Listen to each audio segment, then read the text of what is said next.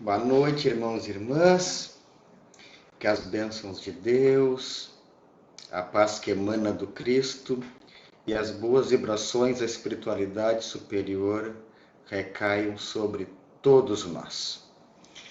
Eu, como de costume, já ia falar que, olha, o tema de hoje cai tão bem para o momento, mas aí parece um pouco clichê, porque todos os temas evangélicos do Evangelho, né, eles caem bem sempre, porque eles não desatualizam, né? Eles são atemporais. Então, sempre, qualquer parte do Evangelho que a gente for trabalhar, vai poder dizer, cai tão bem para esse minuto, para esse momento, para esse tempo, sempre, pois não fica atrasado.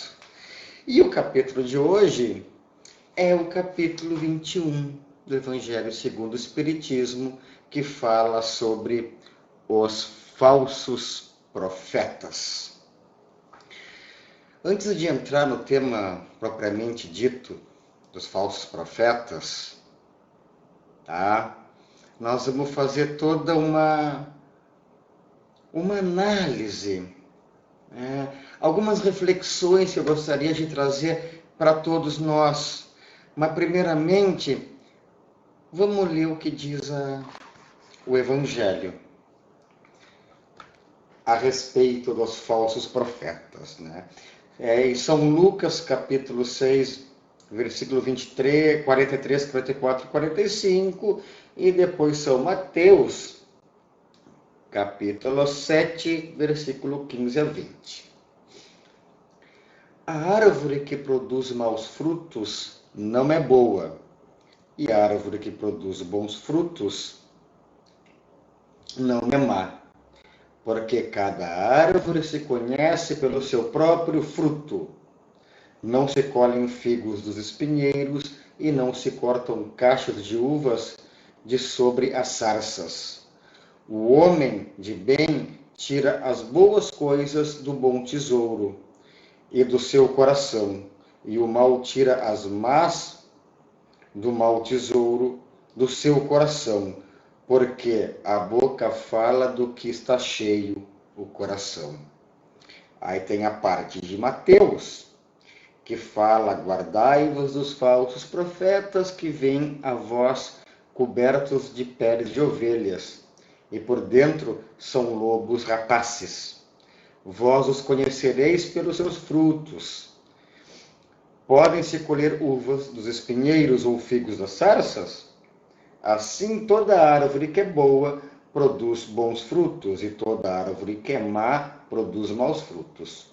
Uma boa árvore não pode produzir maus frutos, e uma árvore má não pode produzir bons frutos. Toda árvore que não produz bom fruto será cortada e lançada ao fogo. Conhecê-la-eis por seus frutos. Esse é o Evangelho. Falsos profetas. Primeiramente falar do momento atual, que ele é ímpar. A gente fala muito estamos passando por uma transição planetária. A gente quase que banalizou isso de uma maneira que naturalizou, estamos passando de uma fase de transição para um mundo de provas e expiações, para um mundo de regeneração. Falando dessa maneira, assim, como a gente está às vezes acostumado, parece que isso acontece de 1000 em 1000 anos, de 10.000 em 10.000 anos. Porém, irmãos, falando sobre a escala dos mundos, os mundos começam como primitivos, depois de provas e expiações, depois de regeneração, mundos felizes e mundos celestiais.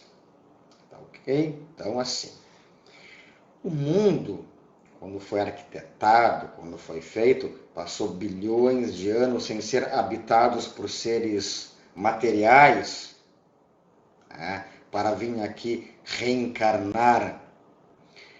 Isso há 5 bilhões de anos, mais ou menos. Mas quando o planeta Terra estava pronto para receber os espíritos para o reencarne, ele foi feito como um mundo primitivo. Era um mundo primitivo. Ele passou por uma transição para um mundo de provas e expiações. E deu. Recém agora nós estamos na segunda transição. Em outras palavras, em 5 bilhões de anos da humanidade, do planeta, e os milhares e milhares de anos da raça humana encarnando da Terra, recém é a segunda vez que o planeta está passando por uma transição planetária. É muito tempo que passou para recém estar acontecendo isso. Ou seja, nós que estamos aqui encarnados, estamos passando por um momento histórico, com certeza. É natural, totalmente natural, que por essas transformações que estão ocorrendo, os nossos pensamentos e nossas emoções, nossos sentimentos estejam de alguma forma enlouquecidos, assim dizer, né?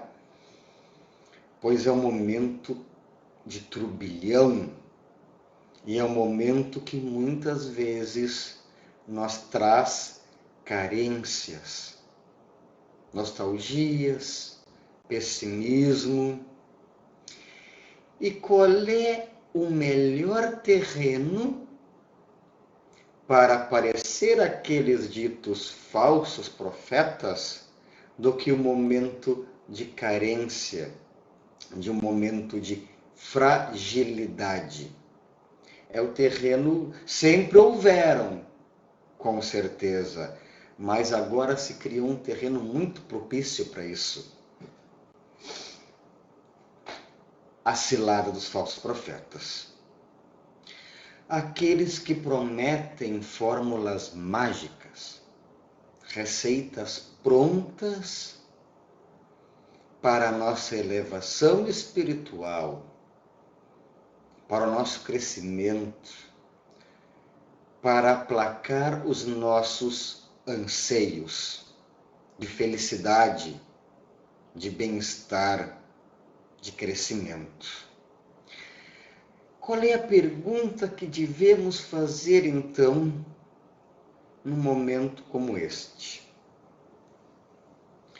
O que diz a doutrina?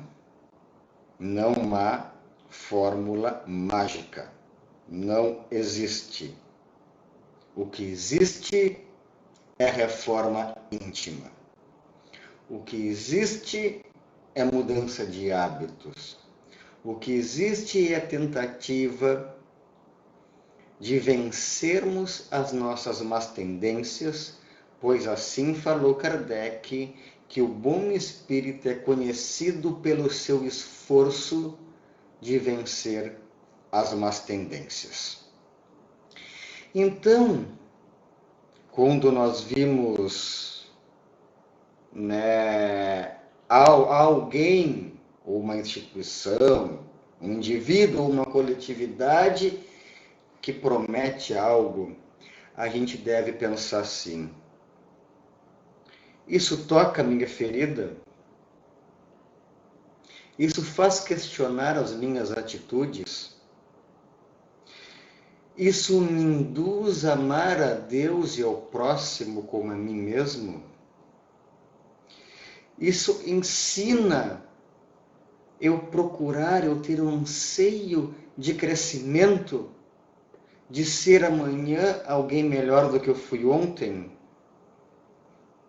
Se não me induz a isso, desconfia. Porque todo o profeta que vem em nome do Cristo, ou um missionário, que é uma palavra mais atual, né, que vem em nome da espiritualidade superior, ele não vai te trazer fórmulas prontas, códigos de crescimento, fórmulas mágicas. Não. Ele vai fazer você questionar sobre as suas atitudes e procurar seguir o Evangelho da melhor forma possível.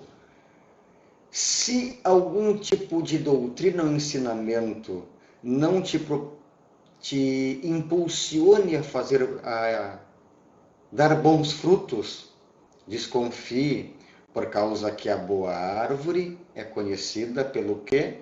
Pelos frutos.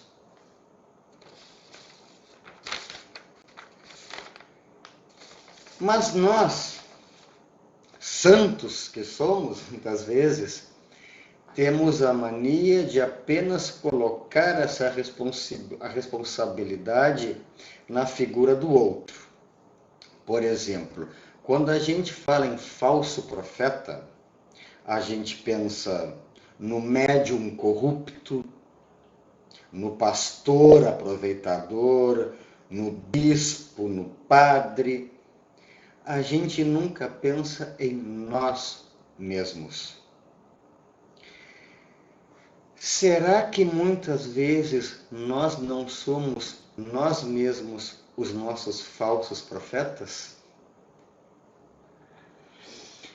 Nossos pensamentos muitas vezes não são aquilo que nos leva à ruína, ou nossos sentimentos? Então pensamos assim: os meus sentimentos me levam? Que árvore que eu sou? Quais são os frutos que eu deixo cair dos meus galhos? Não sou eu o meu próprio lobo disfarçado de cordeiro?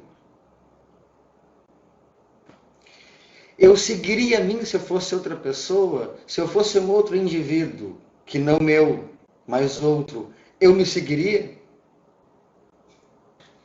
Pensando isso, e nessas reflexões,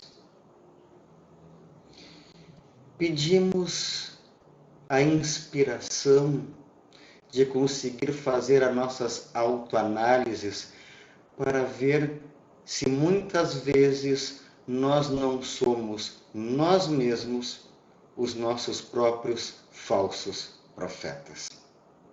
Muito obrigado.